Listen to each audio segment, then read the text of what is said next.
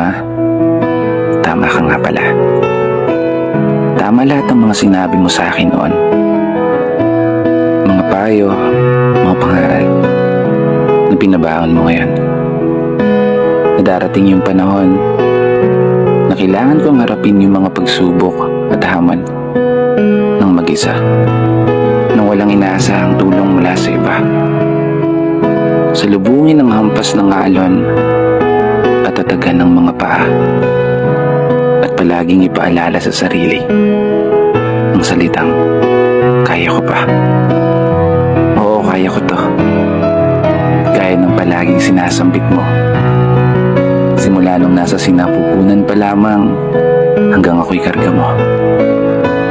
Pinapakain, nililiguan, pinapatulog gamit ang iyong tinig.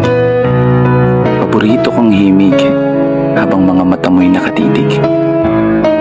Hanggang sa nagkaisip, mga kamay mo pa rin ang aking hilig.